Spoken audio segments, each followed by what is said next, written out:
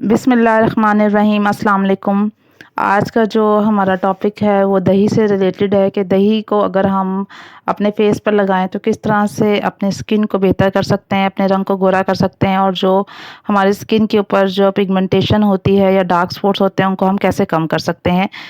तो दही के लिए जब हम दही का फेशियल एक तरह का जब हम करते हैं तो उसको 3 स्टेप्स में करते हैं। पहले तो हम उसको एक एज़ अ क्लींजर यूज़ करेंगे, फिर बाद में स्क्रबिंग करेंगे और बाद में हम उसका एक फेस मास्क बनाएँगे। तो स्टेप बाय स्टेप मैं आपको सब बताती हूँ।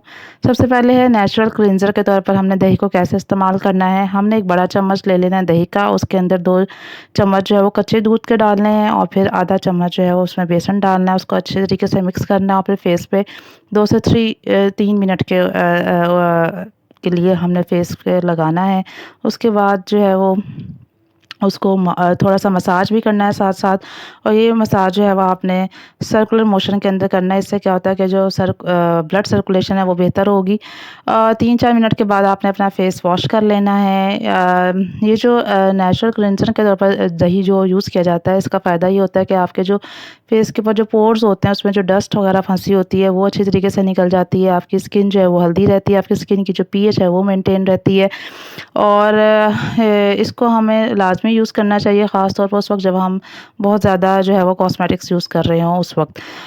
दूसरा है जी स्टेप, फिर उसके बाद आता है जी स्क्रबिंग। स्क्रबिंग में ये होगा कि आपने 2 चम्मच दही लेनी है, उसके अंदर 2 से 3 चम्मच जो है वो मसूर की दाल डालनी है और 1 चम्मच आपने जो ऑरेंज पील पाउडर भी डालना है और आधी चम्मच आप उसमें हल्दी डाल लें, सबको मिक्स कर लें। मिक्स करने के बाद आपने जो है वो इसको भी अपने फेस पे लगाना है। मसूर की दाल जब आप डालेंगे तो सिंपल मिक्सिंग नहीं करनी बल्कि अच्छी तरीके से ब्लेंडिंग करनी है ताकि एक गाढ़ा सा पेस्ट बन जाए और फिर उसके बाद आपने अपने फेस पे इसको स्क्रब करना है 2-3 मिनट और ये भी आपने सर्कुलर मोशन के अंदर करना है।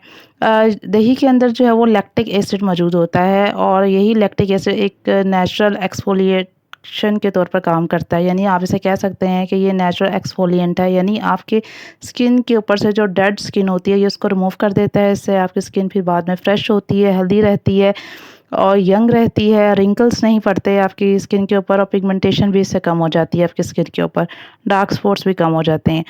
नेक्स्ट स्टेप होता है फिर इसके बाद जिसे हम कहते हैं कि योगर्ट फेस मास्क। हम दही का जो है वो मुख्तलिफ़ तरीक़ों से मास्क बना सकते हैं और अपने फेस पर लगा सकते हैं।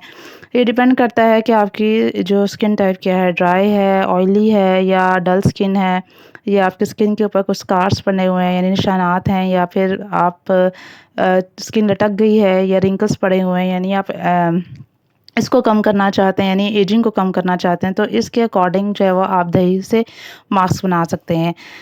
सबसे पहला मास्क तो जो है वो मैं बताऊंगी वो ड्राई स्किन के लिए है। जैसे आप थोड़े सा 2 या 3 चम्मच योगर्ट लेके उसमें 1 चम्मच आप हनी डाल लें और थोड़ा सा उसमें आप रोज़ वाटर डाल लें। हनी के अंदर जो है बहुत सारे एंटीऑक्सीडेंट्स मौजूद होते हैं। जब ये मास्क आप फेस पे 3-4 मिनट के लिए लगाएंगे तो क्या होगा कि आपकी जो स्किन है उसकी रिंकल्स भी कम हो जाएंगे और स्किन जो है वो ब्राइटन होगी।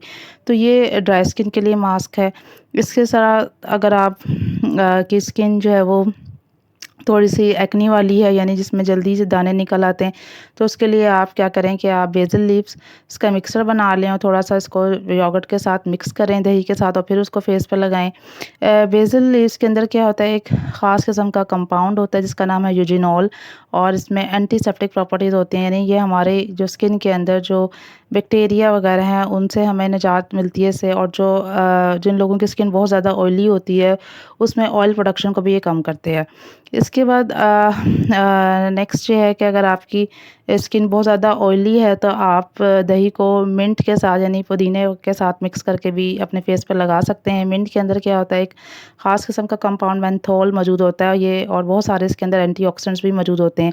ये हमारी स्किन को ना सिर्फ क्लीन करता है बल्कि फिर हमारी स्किन को मॉइस्चराइज़ भी रखता है और दूसरा एक्ने के चांसेस भी इसकी वजह से कम हो जाते हैं। नेक्स्ट में ये है कि अगर आपकी स्किन डल है तो उसमें भी आप अपने दही के साथ थोड़ा-सा हल्दी मिक्स करके लगा सकते हैं। पेस्ट बना लें और फिर अपने फेस पे लगा लें।